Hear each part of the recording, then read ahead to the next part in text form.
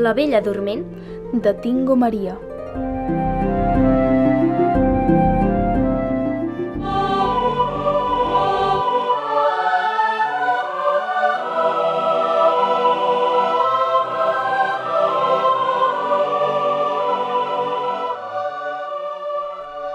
La Nunaix era una princesa alegre i vivaç de l'antic Perú.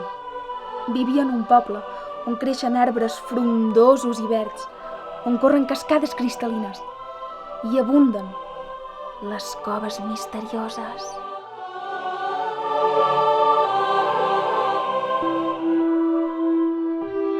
La Nunaix era una noia molt bonica. S'adornava els cabells en flors, jugava al camp, corria i reia. També cantava i ballava. La, la, la, la, la.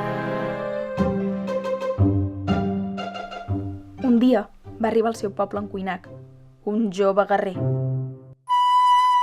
Quan en Cuinac va veure la Nunaix, tan bonica, alegre i amable, se'n va enamorar i va voler quedar-se a viure al seu costat.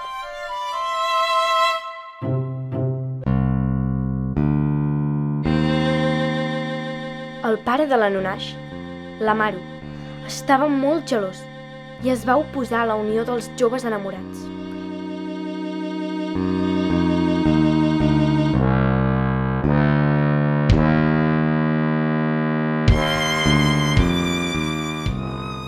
Ell va demanar ajuda a un bruixot per convertir-se en una serp gegant per poder matar-los.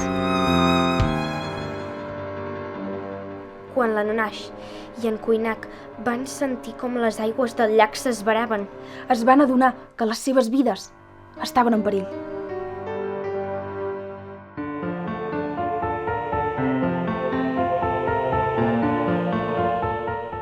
Van anar ràpid cap a les muntanyes a demanar ajuda al Camachi, el fatiller.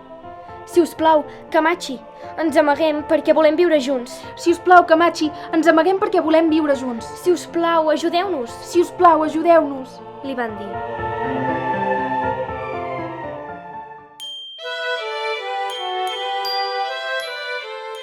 El fatiller va complir el desig dels dos joves. Va transformar la Nunaix en papallona i el Cuinac en pedra. La Nunaix va esdevenir una bonica papallona i va sortir volant cap als boscos a buscar ajuda per poder combatre la malvada serp.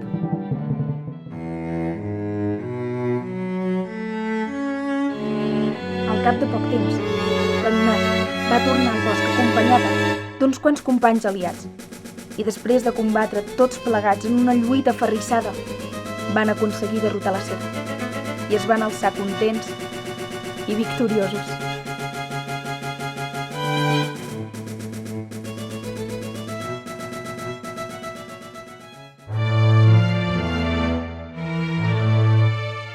Convertida de nou en forma humana, va anar a buscar el seu estimat per tot arreu, però no el va trobar.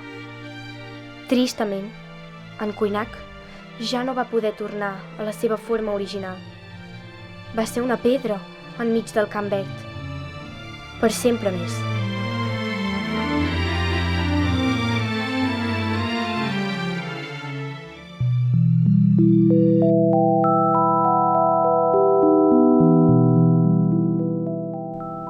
Un dia, la Nunaix, cansada i sense saber-ho, es va seure sobre el seu estimat convertit en pedra i es va quedar dormida. En somnis, en Cuinac li va parlar dient: Nunaix, sóc la pedra. Sóc jo, en Cuinac. No tornaré a tenir forma humana. Estic destinat a romandre així la resta de la meva vida. Si a tu et sembla bé, he demanat als déus que et converteixin en una preciosa muntanya per contemplar-te i poder estar junts per sempre més. Ho acceptes?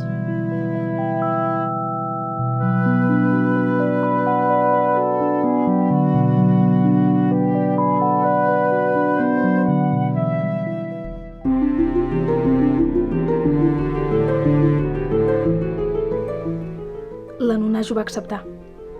L'endemà, davant de la pedra, que abans era un cuinac, va aparèixer una muntanya, amb el perfil d'una dona dormida.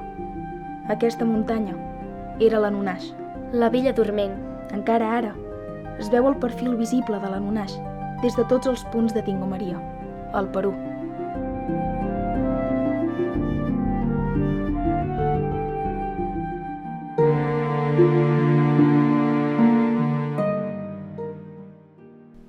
L'Anunash, ara, és aquí. Per sempre. Ja no canta. Ja no balla, Ja no juga. però és bonica. I es vesteix d'arbres Ocells. i flors.